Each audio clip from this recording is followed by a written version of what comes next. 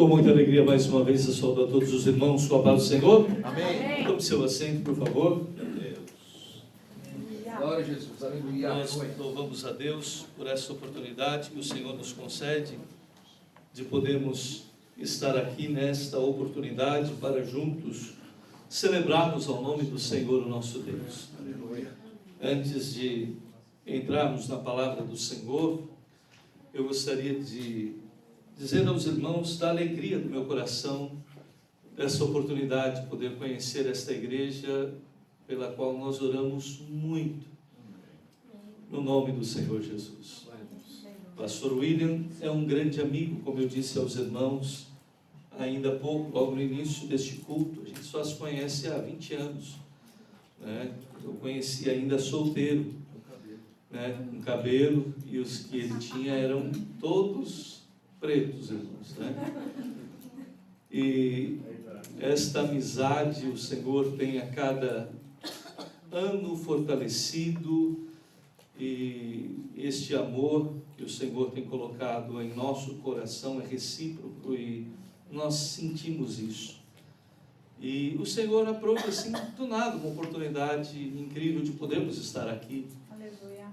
Quantas vezes planejei, quantas vezes estudei a possibilidade de poder estar aqui, mas não havia tido essa oportunidade. E nós tínhamos um compromisso, um casamento de uma pessoa muito querida também, o Eliazar, filho do pastor Eglai, que aconteceu esta semana, e conversando com o nosso pastor e fazendo composições de passagem, sabe? A gente, aquelas milhazinhas que a gente vai acumulando e tal, e minha filha acabou descobrindo que o trecho passando por aqui, por incrível que pareça, era metade do preço de qualquer outro lugar da América. Eu falei, ó Jesus fazendo alguma coisa diferente aí.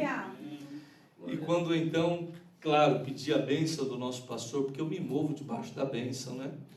Tudo que eu faço, irmãos, eu ensino isso.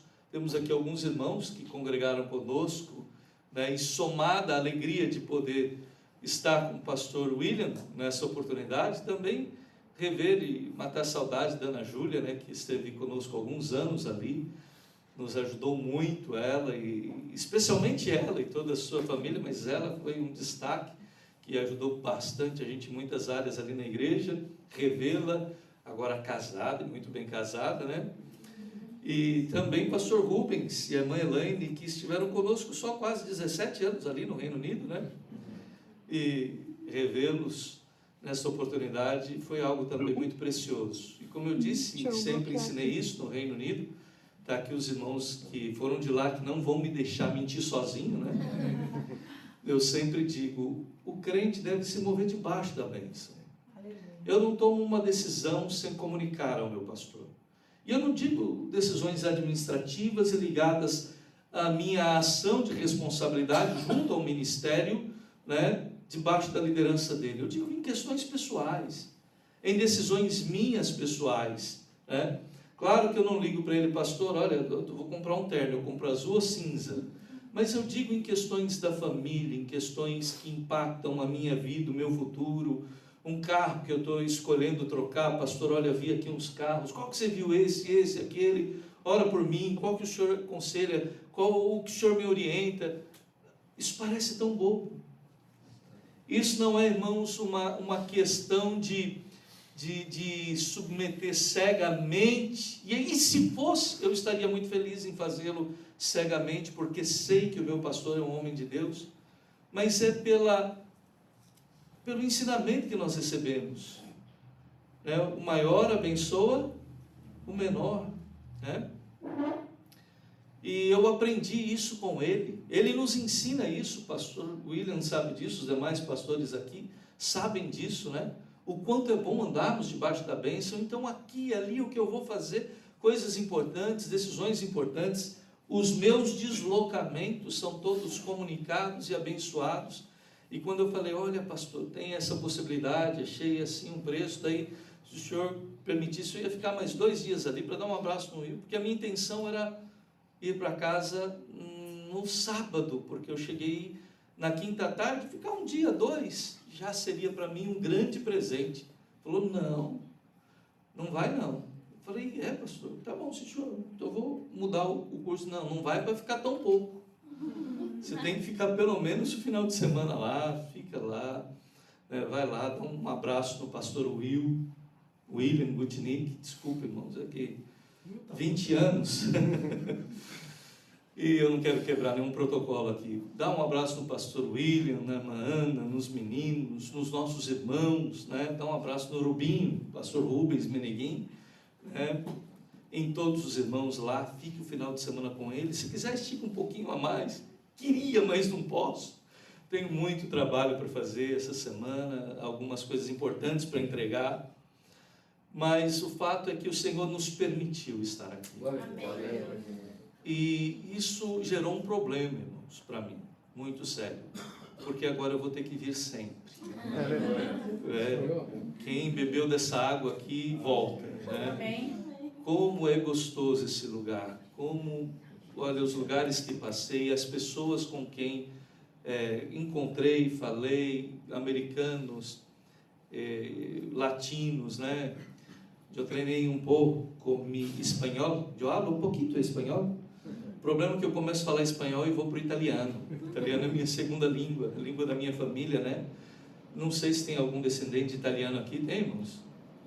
Quem é? Ah lá, 1, 2, pelo menos 3, né? A minha família 4, Ana Júlia 5, Meneguim, né? Meneguim 6. Então são muitos italianos espalhados pelo mundo. E eu começo a falar espanhol, vou para o italiano, depois volto para o inglês, depois vou para aquilo que achava que era o português. Já são mais de 24 anos fora do Brasil, nas missões na Europa. E o primeiro lugar de missão que o nosso ministério nos designou na época, não havia ainda Belém em trabalhos com brasileiros na Europa. O Belém começou a enviar missionários, irmãos. Na realidade, a Assembleia de Deus, depois de fundada, no segundo ano, ela já enviou o primeiro missionário para Portugal, né? E de lá até 20, na realidade, quando completamos 30 anos, né? De lá, irmãos, até 30 anos atrás, do ano passado, né? Então, 2024 menos 2025 menos 30, 95, 96 foi quando o Ministério Belém começou a fazer missões fora do Brasil com brasileiros na diáspora, né? Brasileiros espalhados pelo mundo. Antes, como eu fui um dos missionários do Belém, que trabalhávamos com nacionais. Então eu trabalhei na Itália durante muitos anos, junto com um pastor do Mato Grosso, e nós trabalhávamos em uma igreja com italianos, 100% italianos. Na realidade era 50%, 60% de sicilianos, que eles não se consideram italianos, né? Tem uma irmã, você morou lá?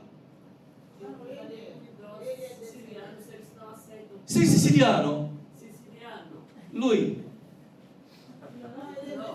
Descendente, ok, senão eu ia começar a falar dialeto siciliano aqui com ele, né? E é mais ou menos isso. Então eles não consideram-se tanto italianos, né? Eles são siciliano e basta, né? E assim vai. E isso nos fez ter uma imersão transcultural muito grande. E na região que eu morava, é uma região bíblica, inclusive, está na Bíblia. Se você abrir a sua Bíblia em Atos dos Apóstolos, capítulo 28, você vai ver que Paulo passou 3 dias, onde Jesus me permitiu, né, passar 3 anos e meio, quase 4 anos, em Siracusa, na Sicília, né? Siracusa, inclusive, foi base missionária do primeiro crente da Península Italiana, que foi o bispo, meu Deus, depois vou lembrar o nome dele. E ali em Siracusa nós temos as catacumbas de Siracusa. Aconteceu em Siracusa o mesmo fenômeno que aconteceu em Roma. Os crentes perseguidos iam para os antigos aquedutos subterrâneos, e você tem debaixo da cidade de Siracusa mais ou menos 25 quilômetros de catacumbas, onde a igreja primitiva se escondeu da perseguição romana. É interessante que tem um átrio lá um pouco maior do que esse daqui, no aqueduto, e com os símbolos cristãos encravados, entalhados na pedra, né, do Evangelho, dos Evangelhos. Sabe essa coisa que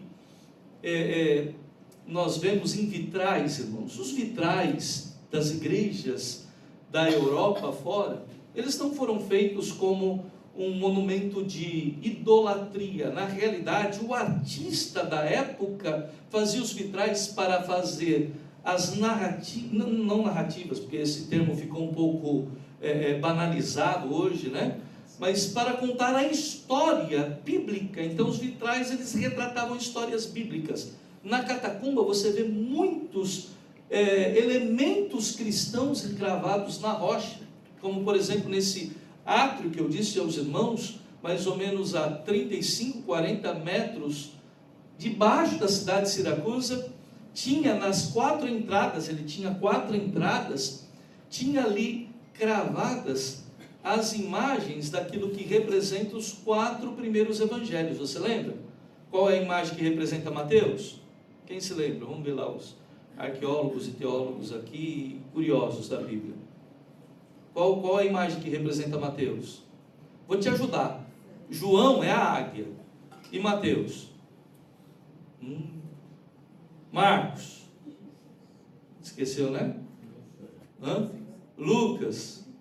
Lucas o homem, Marcos o boi, Mateus o leão, né? Então essas são as imagens que representam cada um dos evangelhos, porque também tem a ver com o destino da carta e a representatividade de Jesus dentro daquele evangelho.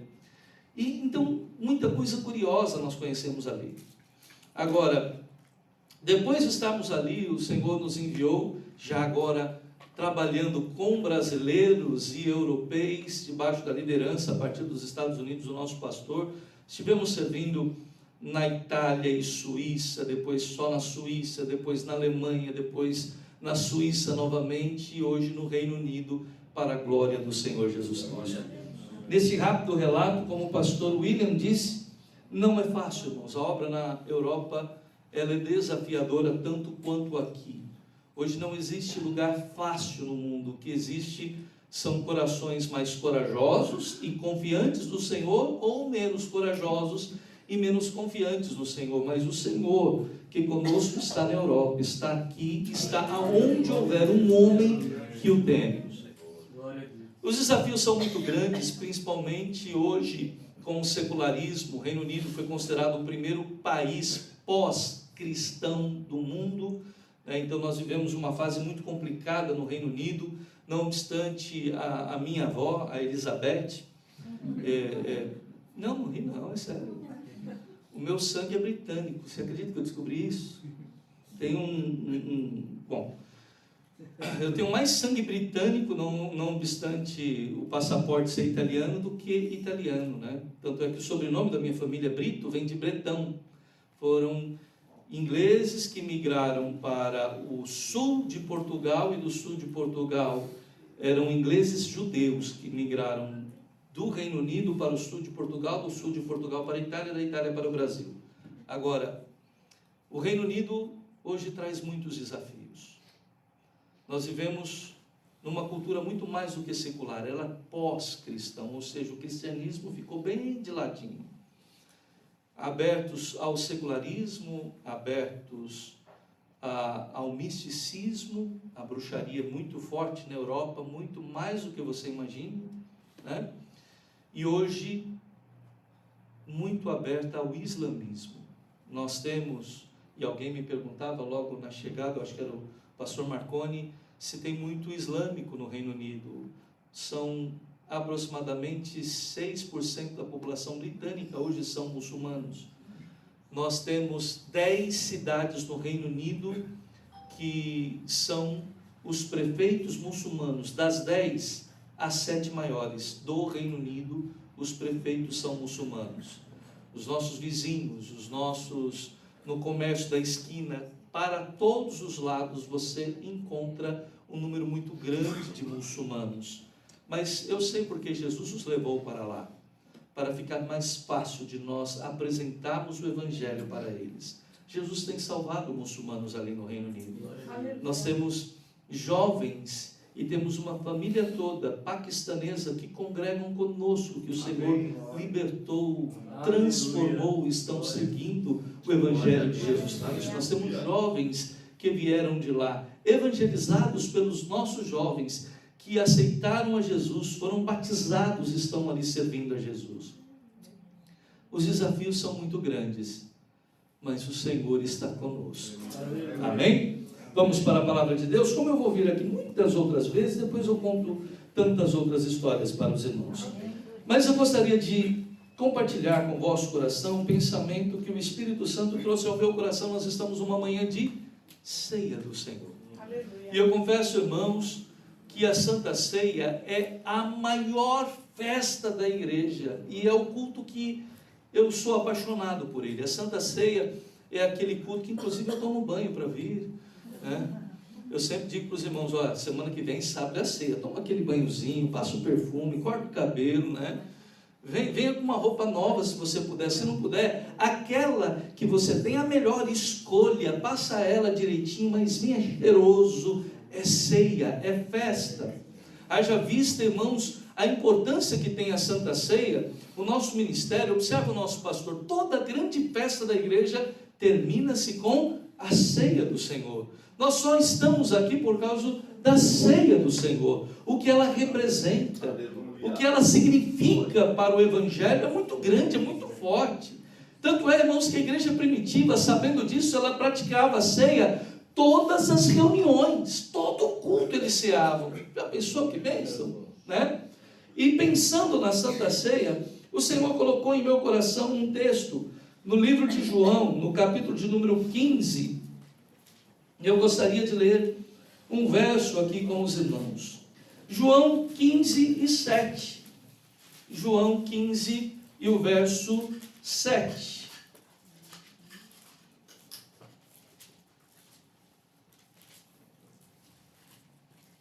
Estamos todos juntos? Amém. Assim nos diz a palavra do Senhor: se vós estiverdes em mim, e as minhas palavras estiverem em vós, pedireis tudo o que quiserdes, e vos será feito.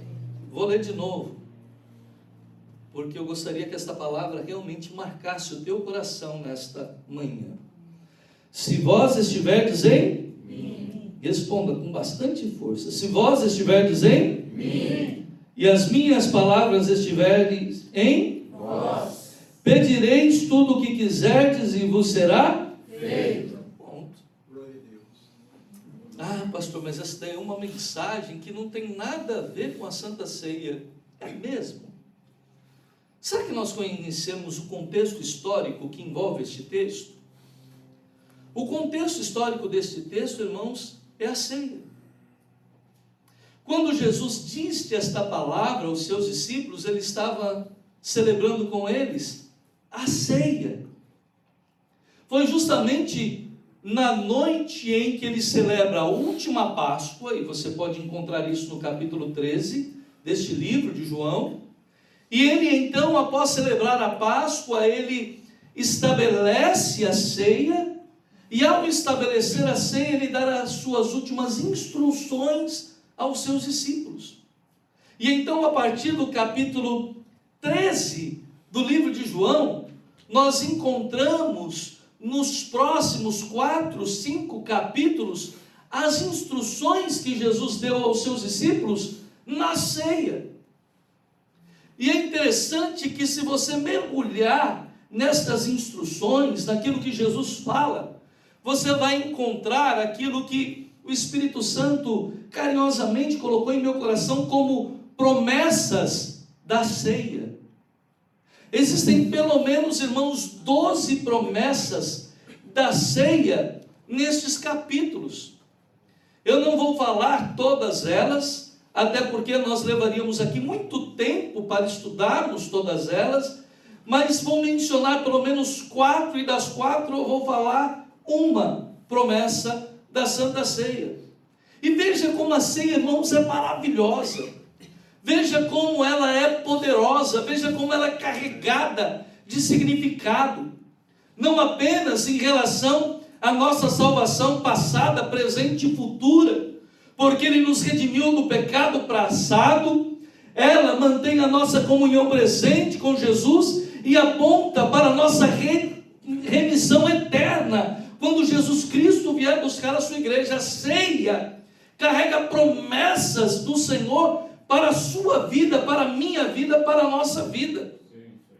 Uma das primeiras promessas que a ceia carrega para nós é aquilo que Jesus diz no capítulo 14, no verso 16, quando Ele promete um outro Consolador. Ele estava dando as últimas instruções para os seus discípulos, falando que iria para o Pai, mas Ele disse: eu não vou vos deixar órfãos, eu vos enviarei um outro Consolador. Sem descer muito a detalhes, mas a expressão no original significa outro da mesma essência, outro com as mesmas características, outro do mesmo poder, e ele se referia ao Espírito Santo. Infinito, eterno, onipotente, onipresente, a terceira pessoa da Trindade. Ou seja, eu não vou deixar vocês sozinhos, eu vou deixar o Consolador amado com vocês, o outro, como eu, poderoso como eu, glorioso como eu, para vos acompanhar todos os dias. Isso Ele prometeu na ceia. Veja como o crente, irmãos, que não falta a Santa Ceia, olha, há tanta promessa, irmãos, neste ato solene. O ato da Santa Ceia é carregado de tanta solenidade, de tantas promessas, de tantas bênçãos, que se nós soubéssemos, irmãos, nós não faltaríamos uma ceia. Pastor Rubens, Ana Júlia sabe disso. Quando algum irmão falta a Santa Ceia lá no Reino Unido, eu mando prender, eu chamo a imigração, eu faço de tudo, irmão. Falo: rapaz, por que faltar a ceia? Não, é o trabalho. Pede as contas se o patrão não te dá férias nesse dia, porque se o patrão não te der um dia de folga para você estar na ceia, não vale trabalhar para ele. A ceia é maior que tudo.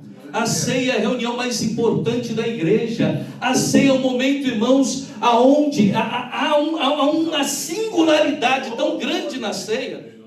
Quando você na ciência estuda sobre a singularidade, você sabe que é o fenômeno, irmãos, cósmico, né? Da explosão de uma estrela. Então ela cria aquilo que eles chamam de vácuo, buraco negro, e tudo aquilo que está ali em volta eles chamam de singularidade, aonde o poder disso daí é tão grande que nem a luz escapa da singularidade. A Santa Ceia, irmãos, é uma singularidade na vida do crente. Ela é poderosa. Estar e participar de um ato da Santa Ceia é poderoso. Você participa de um pão, mas é só uma representação, mas você sabe o peso desta representação? Aleluia. Você faz ideia do peso da representação do sangue de Jesus, do corpo de Jesus? E quando você participa da ceia, você recebe com ela todas as promessas advindas deste ato. O Consolador está contigo. A segunda promessa da Santa Ceia que eu gostaria de citar é a promessa da paz. Mas não uma paz qualquer. A Bíblia diz lá em João 14, 27, se você abrir a sua Bíblia, você vai ler o seguinte: deixo-vos a minha paz vos dou, não vos la dou como o mundo a dá. Não se turbe o vosso coração, nem se atemorize. Ora, a paz vem da ceia. Não é uma paz, irmãos, de estar com uma casinha no alto das montanhas e das colinas aqui em LA, tranquilo, olhando para esta vista bonita, um pôr do sol que já me falaram aqui, que é simplesmente extraordinário. Não é a paz do conforto da conta bancária, não é a paz de você morar na maior potência do planeta, dos Estados Unidos. Quantos milionários não estão à volta de nós, irmãos, mas não têm paz? Quantas pessoas têm a sua vida perturbada e atemorizada? É tanta inquietação, é tanta perturbação, é tanto problema, é tanto caos. mesmo tendo passaporte americano e milhões na conta, porque esta paz, ela é produzida pelo sangue de Jesus. Esta paz é uma paz que o mundo não consegue comprar, não há dinheiro que possa comprar. Não é a questão do silêncio à nossa volta, mas é a paz interior, é a paz do sossego da nossa alma, garantido pelo sangue de Jesus Cristo, que apagou os nossos pecados. Existe uma imagem muito interessante, que depois vocês podem pesquisar, que foi uma imagem pintada na época da Segunda Guerra Mundial, onde o mundo estava de ponta cabeça. Um artista pintou uma pomba no meio das rochas, em volta de uma cachoeira, em uma tempestade. Você sabe que numa tempestade, relâmpagos, trovões, o volume de água aumenta, as águas aumentam no rio e na cachoeira, então aquilo vira, né, um turbilhão, barulho, relâmpago, trovão, e uma pomba com um ninho na rocha, em meio a tudo aquilo ali. E a expressão daquela pintura é paz em meio à tormenta. É isto que Jesus faz conosco. Quem está nele tem paz. Quem está nele, vem um amigo e pergunta: e como é que está? Tudo em paz. Eventualmente a conta bancária não é aquela que você queria, eventualmente o carro não é aquele que você queria, a casa não é aquela que você queria, a saúde não vai lá, essas coisas como você gostaria, mas nada deste mundo afeta a nossa alma, porque nós temos paz. E essa paz é produzida pelo sangue de Jesus, e é uma promessa da ceia. Ele nos deu essa paz. Maravilhoso isso, né? Porque você não glorifica o nome do Senhor Jesus? Porque nesta manhã Ele dá paz ao seu coração. O Consolador vem e lhe dá paz ao coração. A terceira promessa da Santa Ceia que eu gostaria de falar é a sua presença conosco, né? Ele está conosco. É tão interessante essa questão da presença do Senhor, irmãos, que Moisés, ele disse para o Senhor, lá no Êxodo, no capítulo 33, verso 15, quando o Senhor Deus se irritou com o comportamento dos filhos de Israel, ele disse: olha, Moisés, o meu anjo vai adiante de vós. Moisés falou: Senhor, me deixe eu ser atrevido um pouquinho, não nos faça sair daqui se a tua presença não for conosco. Ousadia, né? Mas aquela ousadia de Moisés garantiu a presença do Senhor conosco todos os dias. Todos os dias. Por isso, lá no capítulo 14, verso 23, Jesus disse que estaria conosco todos os dias, que Ele faria morada em nós. Já pensou? Aleluia. Ele mora em você. Aleluia.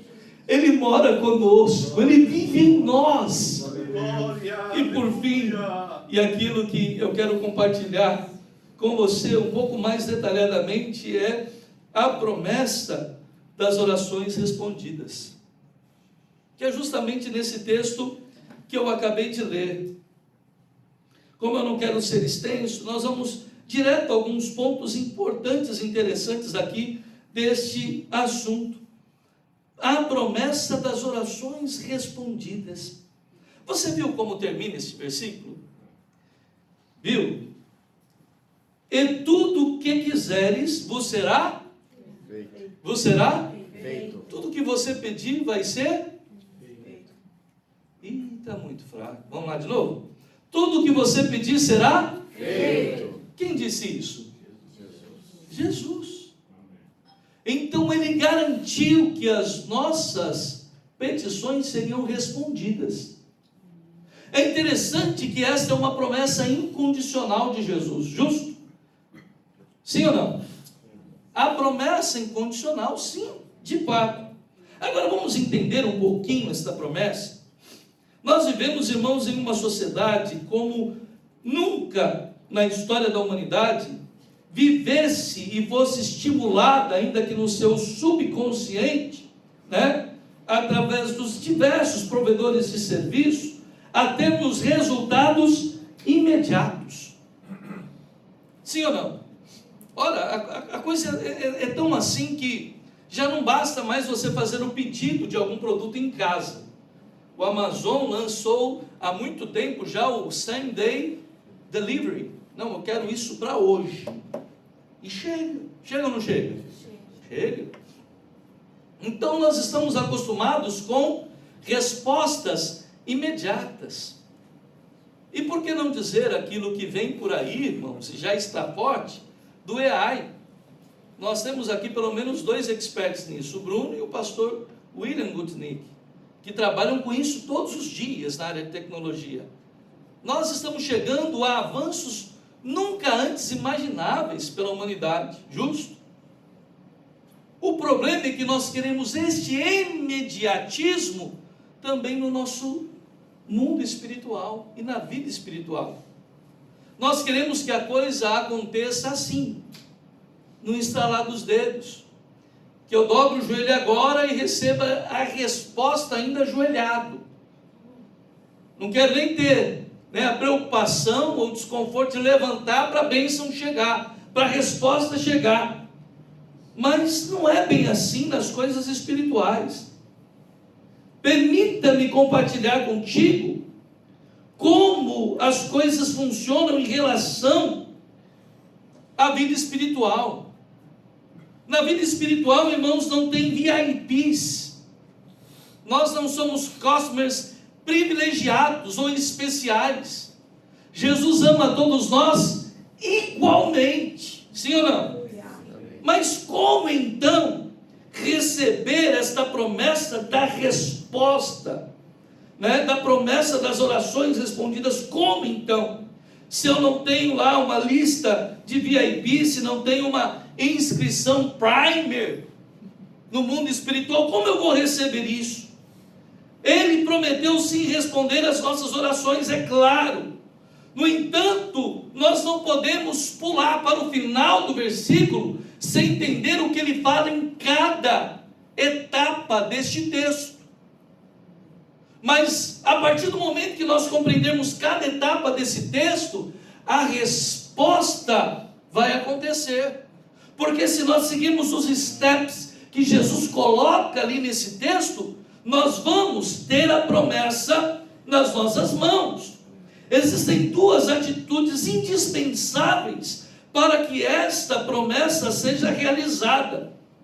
E todas as 2 nos revelam coisas extraordinárias. O próprio Senhor Jesus nos ensinou pessoalmente como alcançarmos a resposta de todos os nossos pedidos. Está aqui no texto.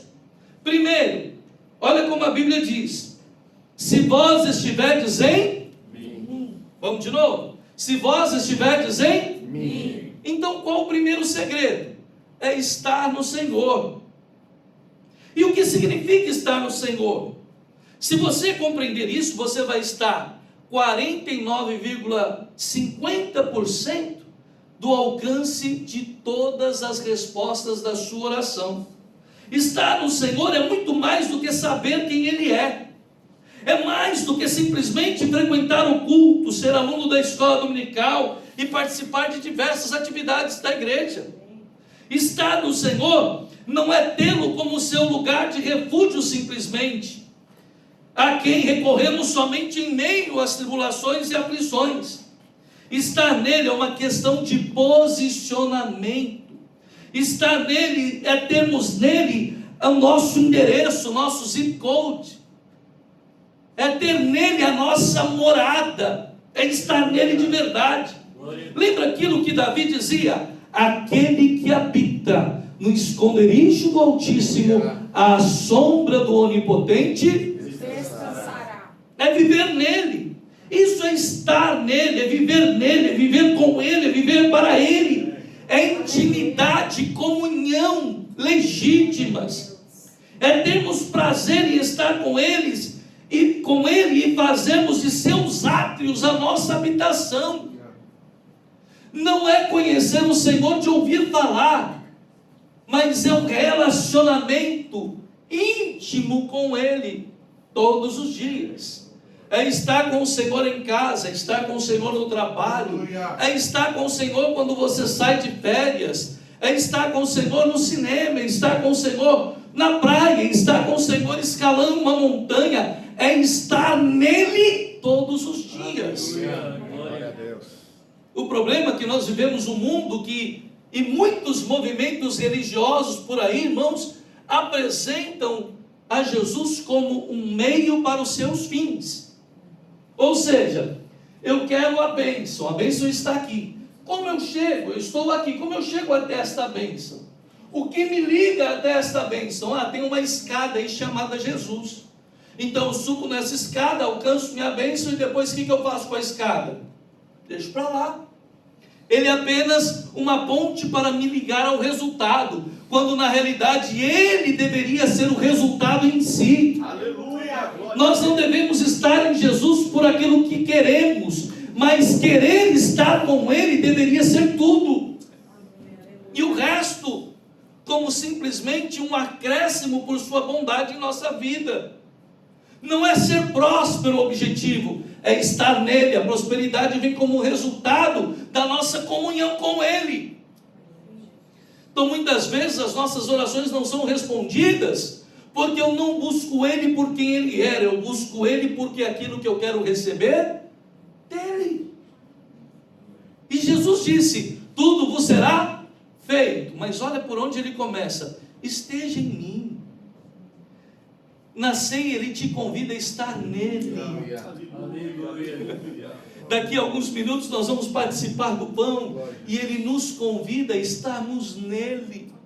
Quando ele estabeleceu a Santa Ceia e deu esta possibilidade para que eu e você, ao participarmos do pão, estivéssemos conectados com ele emocionalmente, espiritualmente, e as nossas experiências dessa relação fossem crescendo a cada dia, estar nele. A segunda expressão deste verso está na sequência. E as minhas palavras estiverdes em? Em? Vou repetir para todo mundo junto participar, amém? E as minhas palavras estiverdes em? Então nós começamos estando nele, e depois a sua palavra em nós. Olha, se isso acontecer na sua vida, você estará mais 49,50% de atingir o resultado de todas as suas petições. 49,50 mais 49,50 dá quanto, irmãos? 99. 99% da resposta vem se nós cumprirmos esses dois steps. E o segundo é simples. Agora, com mais detalhes, né? Observa, como tem sido cada vez mais comum, vemos muitos que estão nos cultos, frequentam a igreja, estão dentro das quatro paredes, mas o problema é esse. Ele vive a palavra do Senhor quando ele está fora das quatro paredes? A palavra de Deus está no nosso coração como resposta para as nossas questões do dia a dia? O salmista nos ensina um segredo muito lindo, no Salmo 119, o verso 11. Escondi a tua palavra no meu coração, para não... Olha aí, irmãos, o segredo. Não é só estarmos nele. De repente eu estou aqui dentro desta casa, mas esta casa está dentro de mim. Eu estou dentro do culto, mas o culto está dentro de mim. Eu falo de Jesus com a minha boca, mas eu o recebo em meu coração, eu escondo ele em meu coração.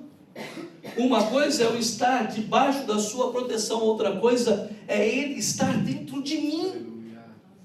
Porque se ele está dentro de mim, as minhas ações e reações vão refletir a sua presença em mim.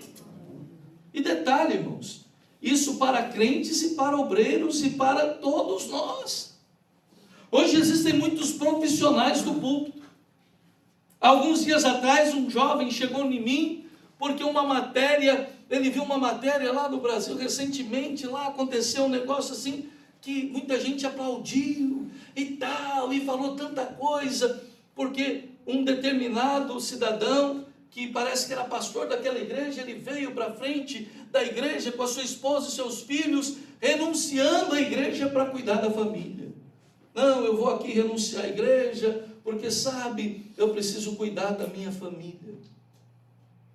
E um monte de gente comentando, nossa, que atitude, valorizou a família, nossa, e aí uma outra pessoa, achei bastante interessante, eu sou filha de pastor, eu sei o que um filho de pastor passa, e não sei o que, você está certo, fez certo.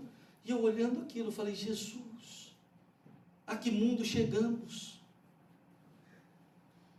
A minha esposa é filha de pastor, os meus filhos são filhos de pastor, eu não sou filho de pastor, mas eu não troco o meu Jesus por esposa, por família, por nada. E aquilo que esse cidadão fez foi um desserviço ao Evangelho, sabe por quê? Porque Jesus vale mais do que tudo na nossa vida. Aleluia. Jesus vale, irmão, deixa eu lhe fazer entender uma coisa. Se a palavra de Deus habita em nós, a nossa família não está em risco. Se a palavra de Deus habita em seu coração, o seu casamento não está em risco. Minha irmã, se a palavra de Deus habita no seu coração, o seu casamento, a sua vida e os seus filhos não estão em risco. Não estão em risco você sendo um membro da igreja, como não estão em risco você sendo um ministro na casa do Senhor. Sabe por quê? Porque quando nós habitamos nele e ele habita em nós, nós temos garantia de proteção, de comunhão. Servir a Jesus não é um peso para o membro, como servir a Jesus não é um peso para o ministro, é um privilégio que todos nós temos de servi-lo. Servir é precioso. Eu tenho 4 filhos em casa, 2 meus e 2 que Jesus me permitiu adotar. São crianças, todos muito jovens, tudo criança, irmãos. O caçulinha só completou 24 anos de idade. O mais experiente agora vai completar 31 anos de idade, né? Todos servindo a Jesus porque amam a Jesus, não porque são filhos de pastor. Porque eles não vão para o céu porque eu sou pastor, eles vão para o céu porque eles aceitaram e receberam e seguem a Cristo. E aquilo que eu pude fazer por eles é dar o exemplo de quem ama Jesus, de quem para mim Jesus é tudo. Jesus é tudo para a minha vida, Jesus é tudo para a sua vida, Ele é tudo em nós, nós habitamos nele, mas a sua palavra precisa morar em nós. Aleluia. É amar a sua palavra, é viver a sua palavra, é desfrutar da sua palavra, é amar a sua palavra.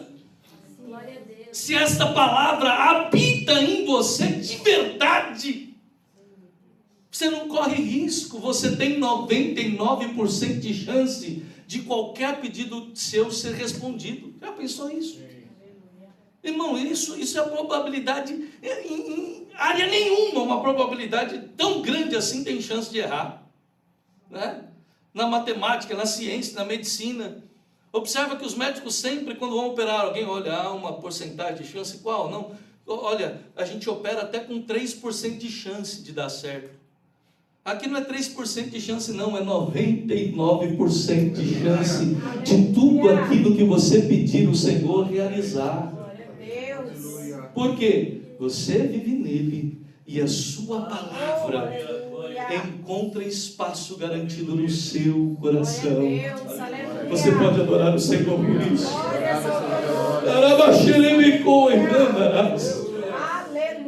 Existem inúmeros benefícios para aqueles que guardam no seu coração a palavra de Deus. Paulo em Romanos 10, verso 8 diz assim: mas que diz, a palavra está junto de ti, na tua boca e no teu coração, e esta palavra de fé que pregamos. Existe um processo para sermos abençoados. Sem ele, e se pulássemos nele essas etapas falharíamos miseravelmente. Não existe um shortcut para a intimidade com o Senhor, para as bênçãos. A prosperidade que vem dele vem nos preparando primeiro para o que dele nós vamos receber. Observe, a nossa oração. Sabemos o quanto é importante oração. Nós estudamos isso no nosso ministério sempre a respeito da oração. Orar é muito importante. Agora, a oração terá peso se você está escondido no Senhor e a palavra dele escondida em você. O Senhor Jesus aqui nos assegurou, e a sua afirmação, irmãos, é forte: pedireis tudo o que quiserdes, tudo. É interessante. Eu não sei você, mas quando a gente tem tempos de experiência com Jesus, tem certas coisas que às vezes no passado eu ficava com vergonha de pedir para Jesus. Sabe como, eu vou expressar aqui uma intimidade minha pessoal, amém? Talvez você pense diferente de mim, mas existem certas coisas que eu falo: Senhor, sabe, eu queria isso, mas será que isso não é uma vaidade minha? Será que não é pedir demais? Deixa eu dizer, Jesus se importa com as coisas mínimas da sua vida. Mínimas. Jesus, ele pode responder assim pedidos dos mais simples que você possa imaginar. Esse daqui, bobeira, eu pedi isso daqui. Ele se importa. Ele se importa com o teu conforto, ele se importa com a tua saúde, ele se importa com o teu alimento, ele se importa com as coisas assim que você nem imagina. Às vezes você não está nem precisando assim de verdade, mas ele se importa. Sabe o que aconteceu comigo um dia? Eu estava em casa, lá no Reino Unido, tá? Estou falando na África, estou falando no Brasil. Eu fui missionário no Brasil, eu fui pastor no Mato Grosso, em região de garimpo. Sem salário, sem nada. Aquilo que a igreja nos dava era uma cesta básica para passar um mês. E Jesus sempre cuidou de nós. Sempre. Sempre viu o irmão, matava lá uma anta. Quem morou no Brasil aqui? Todo mundo aqui quase é brasileiro, né? Lembra? Você sabe quem já comeu carne de caça aqui no Brasil? Deixa eu ver. Bruno. Aqui, 2, né? 3, carne de caça. Quem já comeu paca? Né? Aí, alguns irmãos gostavam de comer paca. Cutia, né? Capivara, anta. Às vezes os irmãos iam caçar e trazia lá: olha, pastor, trouxe aqui uma paquinha para o senhor. Que carne boa. Ó, pastor, trouxe aqui uns ovos de galinha aqui para o senhor. Morava numa região, irmãos, que os irmãos eles dizimavam a cada safra. Era assim que a igreja sobrevivia no Mato Grosso. Mas no Reino Unido, estamos lá em casa um dia, de repente bate em casa uma irmã. Quer dizer, abre a porta. Aí entra aquela irmã para dentro de casa com uma sacola, e a filha dela atrás com mais 2. E tem mais, foi no carro e pegou mais e sacola, e vai lá, busca a sacola e coloca. E encheu a mesa de sacola. Eu falei: que é isso, irmã? Falou: pastor, eu estava no mercado para pagar a minha compra. E de repente Jesus falou assim: tudo que você pegou para você, pega para o meu servo. Aleluia. Aí eu lhe pergunto: eu estava passando fome? Não. Eu estava precisando? De verdade? Naquele momento não. Mas aquele dinheiro que eu ia fazer a compra, aquela quinzena, Jesus fez sobrar aquele troquinho no meu bolso. Eu pude comprar uma roupa nova para a esposa, pude fazer uma gracinha para os meninos. Você está entendendo que Jesus cuida de nós assim, em detalhes que a gente não entende? Obrigada, Jesus. Eu não estou falando de uma irmã que tinha muitas posses, não.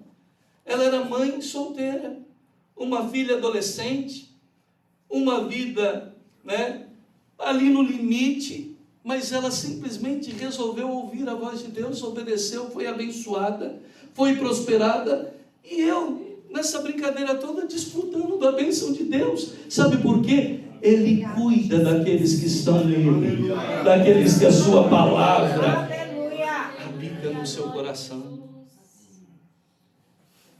Observa. Que privilégio servirmos ao Senhor. Já pensou você absolutamente poder pedir tudo que o seu coração deseja, sem nenhuma restrição, sem nenhum impedimento? Essa promessa é extraordinária. Pastor Antônio Gilberto, que todos nós já ouvimos falar dele, ele diz algo muito interessante. Essa é uma promessa condicional, cuja eficácia é incondicional e permanente. Essa é uma promessa que o seu resultado é incondicional, mas a condição para recebê-la é morarmos no Senhor e a sua palavra morar em nós. E vamos obter o quê? Tudo que desejamos no nosso coração. Pastor, estando em Orton, ele diz o seguinte: oração no Espírito é orar segundo a vontade de Deus. A promessa não valida caprichos, mas valida oração alinhada com os propósitos de Deus para a sua vida. Porque daí vem o detalhe da promessa. Ele disse que daria tudo, justo? Mas cuidado com o que você pede também. Porque existem pessoas que pedem por capricho. Quando nós estamos no Senhor e a sua palavra está em nós temos intimidade. Nós conversamos com o papai. Eu não sei se você conversa assim com Jesus, abrindo o coração. Sabe, Jesus, eu queria uma Ferrari, né? Não sei se você conversa com Jesus assim. Eu de vez em quando falo assim com ele, assim, eu queria uma Ferrari, mas aí eu começo a dialogar. Mas a Ferrari, será que ela seria útil de verdade para mim? O que eu ia poder fazer com a Ferrari? Fazer aquilo que eu gosto, correr. Pensa num cara que gosta de correr, irmãos. Vocês não sabem o que é correr de verdade. Aqui vocês não sabem. Eu morei na Alemanha. Na Alemanha nós temos a Autobahn. A Autobahn alemã, deixa eu te explicar o que é a Autobahn alemã. A pista, nas curvas, ela tem a inclinação a favor do piloto. Então você está fazendo a curva à esquerda, a pista vai inclinar à esquerda. Você está fazendo à direita, ela inclina à direita. Os ricos da Europa pegam seus carros e vão andar com as suas super máquinas na Alemanha. Aí eles fazem de Munique a Hamburgo 850 quilômetros, acelerando no que dá. Eu me lembro de algumas vezes estar lá, quando eu pastoreava na Alemanha, dirigindo ali meu carro tranquilamente, e de repente passava aquelas supermotos. Eu falava: Jesus, eu apenas a 260 no meu carro, na autoestrada, a Kézia dormindo de um lado, a Cinti no celular e o Zac no Nintendo, eu a 260 e passava aquelas motos, aí passava aqueles carrões, Mercedes, McLaren e não sei o que, a mais de 300, eu ali a 260, eu me sentia numa carroça. Eu falava: Jesus, me dá uma Ferrari. Ele falava: mas vai ser útil. Você está entendendo aquilo que Jesus de forma carinhosa está te falando? Quando nós estamos nele, a sua palavra está em nós, a nossa oração tem sucesso, porque a gente não vai pedir qualquer coisa. E algumas coisas, antes que você peça, ele vai te dando. Quando você gosta de alguém, você precisa esperar o aniversário dele para dar um presente? Sim ou não? O marido que ama a esposa, ele precisa do aniversário.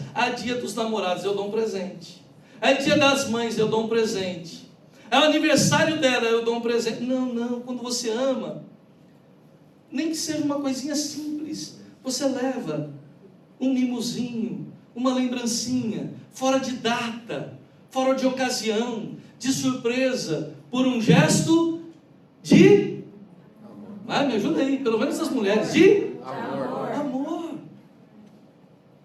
Quando a mulher ama, ela não vai esperar uma data especial para fazer o prato que ele mais gosta. Às vezes é plena meio de semana, quarta-feira, chega lá, está aquela feijoada, ou aquela polenta, ou aquela lasanha que o marido tanto gosta.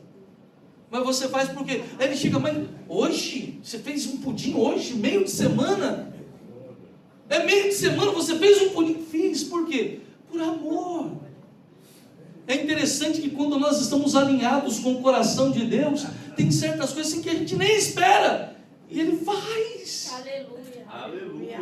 Lembra aquilo que o Salmo diz? A palavra não nos subiu à boca e Ele já conhece, e aí Ele faz. De repente você só está elucubrando aquilo na mente, no coração, você está pensando, você viu alguma coisa passando na rua, os olhinhos brilharam: eu queria tanto aquele negócio ali, aquele que eu vi, aquele computador novo, aquele celular, aquele relógio legal. De repente Jesus abre a porta, Ele faz, Ele te conhece tão intimamente, que Ele faz antes que você peça. Glória a Deus. Você está entendendo como a Santa Ceia carrega promessas que a gente não faz ideia da sua grandeza? Glória a Deus. O Senhor nesta manhã está lhe trazendo para mais perto dEle. O Senhor está lhe atraindo para uma comunhão mais íntima nesta manhã. Meu irmão, obreiro do Senhor, a cada um de nós, queridos irmãos, o Senhor nos está chamando para um nível de intimidade ainda maior. Ele quer profundamente que você esteja nele, que a sua palavra faça parte do seu dia a dia, e tudo aquilo que você pedir, Ele vai fazer. Aleluia. Com permissão do pastor William, eu gostaria de fazer uma oração neste momento. Se coloque sobre seus pés. Qual o desejo do teu coração? Quais são os teus sonhos mais íntimos? A garantia da resposta, Ele disse: tudo aquilo que você pedir vos será feito. Se nós soubéssemos o poder da oração, Charles Spurgeon, que é um grande pregador britânico, ele dizia o seguinte: a oração verdadeira é poder verdadeiro. Ele enfatizava que uma oração intencional e sincera, e a fé inabalável na resposta de Deus, com base justamente neste texto.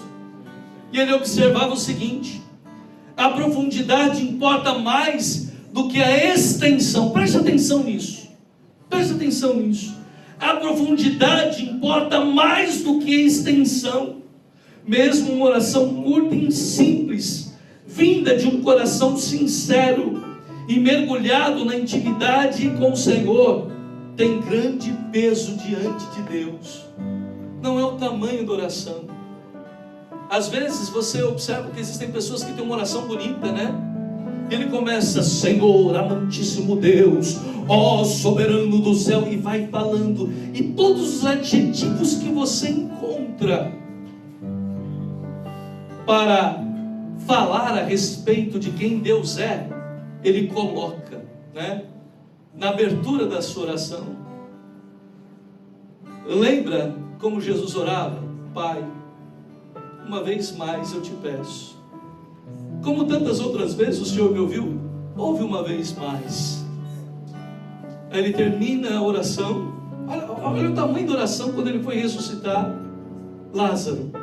Você lembra o tamanho da oração? 4, 5 palavras. Terminou a oração, ele disse: removam a pedra. Removeram a pedra e disse: Lázaro, sai para fora. Lembra o tamanho da oração de Jesus? Curta, não foi? De repente, lá vem Lázaro. Observa, preste atenção nisso. Na minha mente, Lázaro veio para fora assim, olha.